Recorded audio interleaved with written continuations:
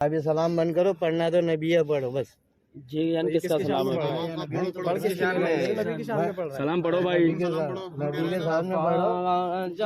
ایک بات سنو، بند کرو. او بھائی صاحب، او بھائی صاحب، منع کرو تو سمجھ بھائی نہیں آ رہا. صاحب جھگڑے مت کرو. جب منع کرے نبی کے سلام پڑھو. یا ارے نبی کا ہی پڑھ رہے نا وہ. کیا نام ہے؟ کیا پڑھا یہ؟ نبی کا ہی پڑھ رہے. اعلیٰ حضرت کا نام کا، احمد رضا کا نام کا لے رہے. نبی کا نام. جانے نماز لاکھوں سلامی کس کا کس ہے؟ پہ جان پہ؟ کس پہ؟ کس کی جان پہ؟ جانے رحمت کس پہ ہے آپ بولو نا. مجھے یہ پتا نہیں ہے. جو چیز نہیں پتا ہے تو آپ کیوں بول رہے ہیں بھائی؟ یہاں نہیں پڑھنے کا. اور 12 بجے رات میں کوئی سلام نہیں ہوتی. کیوں یار یہ نئے نئے قانون کہاں سے لا رہے ہو؟ بلا رہے ہو غلام علی فون کر. ہاں بلاؤ، پڑھو پڑھو تم پڑھو. نہیں ابھی بند کرو، آئے گا جب وہ بول دے گا پھر پڑھنا.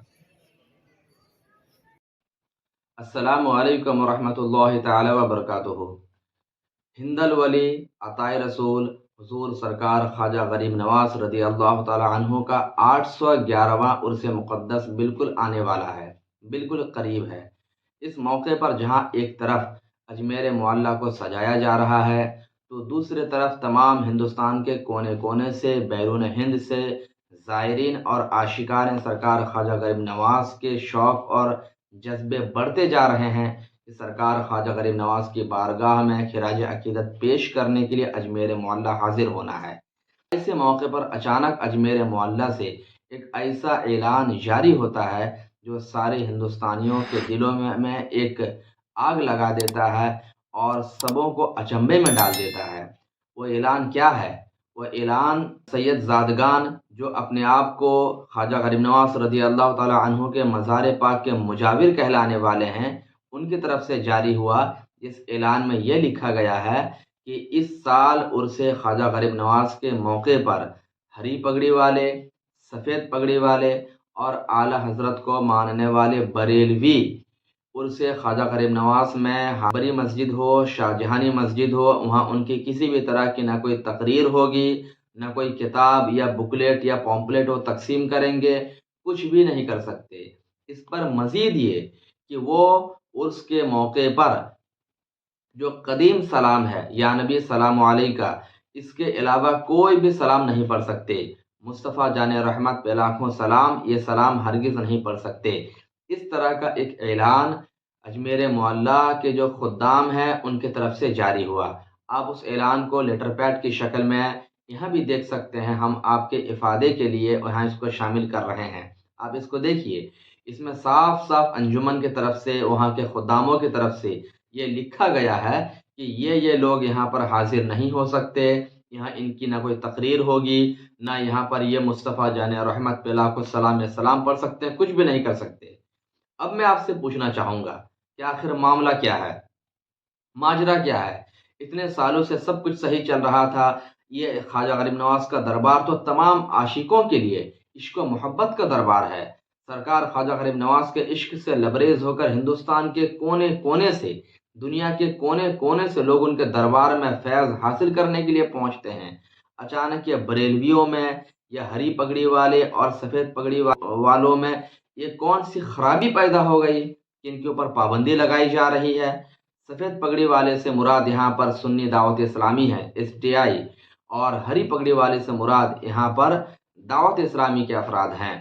تو حضرات محترم، میں آپ کو اس بارے میں بتانا چاہوں گا کہ یہ ایک سوچی سمجھی پلاننگ ہے، ایک سازش ہے. عموماً جو مزار پاک کے خدام ہوتے ہیں، عموماً ایسا ہوتا ہے کہ وہ بالکل جاہل ہوتے ہیں، پڑھے لکھے ہوتے نہیں ہیں. ان کو بس اپنا پیٹ چلانے سے، اپنی روزی روٹی چلانے سے مطلب ہوتا ہے. ان کے آگے بس ان کو کچھ اور دکھائی نہیں دیتا ہے. اب جب انہوں نے دیکھا کہ یہ سفید پگڑی والے، ہرے پگڑی والے، دعوت اسلامی ہو یا سنی دعوت اسلامی ہو، ان کے ممبران وہاں پہنچتے ہیں، پہنچنے کے بعد یہ تبلیغ دین کا کام انجام دیتے ہیں اور لوگوں کو بتاتے ہیں کہ مزارات اولیاء پر حاضر ہونے کا صحیح طریقہ کیا ہے، تو یہی چیز ان خداموں کو کھٹکنے لگی. ان کا طریقہ تو یہی ہے کہ آؤ چادر میں گھس جاؤ اور 1001 کا نذرانہ پیش کر دو. یہاں پر آؤ، یہاں اتنا رسید کٹواؤ، جھاڑو لے کر سر پہ مار دیا، لاؤ 501 روپئے. آپ مزار پر حاضر ہوں گے، آپ کے گلے پر لال دھاگا ڈال دیں گے، لاؤ 501 روپئے. یہ ان کا کام ہے. لیکن جب سے ان کا اہم کام انجام دینے والے مبلغین حضرات نے لوگوں کو صحیح طریقہ بتانا شروع کیا تو ان کے پیٹ میں درد ہونا شروع ہو گیا. کہ اب ہمارا دھندا بند ہو جائے گا، ہمارا کاروبار بند ہو جائے گا، تو اس کے پیش نظر ان لوگوں نے ایسا اعلان کر دیا جو واقعی میں ایک تہلکہ مچانے والا اعلان ہے، اور تمام جو عاشقان سرکار خواجہ غریب نواز ہیں ان کے دلوں کو دہلا دینے والا اعلان ہے۔ آپ ذرا سوچیں ان کو بریلویوں سے کیا پرابلم ہے؟ ارے اگر ذرا غور تو کرو کہ سرکار خواجہ غریب نواز رضی اللہ تعالی عنہ کی ذات کو اگر دنیا میں کسی نے پہچانوایا، یا آپ کے دربار پر چادر پوشی کو لے کر کے، یا بزرگوں کے آستانے میں حاضری کو لے کر کے غیروں کی طرف سے، بد مذہبوں کی طرف سے جو اعتراضات تھے، اگر ان تمام اعتراضات کا جواب سرکار اعلیٰ حضرت رضی اللہ تعالی عنہ کتابوں کی شکل میں نہیں دیتے، تو آج یہ ساری جگہوں کو یہ بد مذہب لوگ شرک کا اڈا قرار دے دیتے۔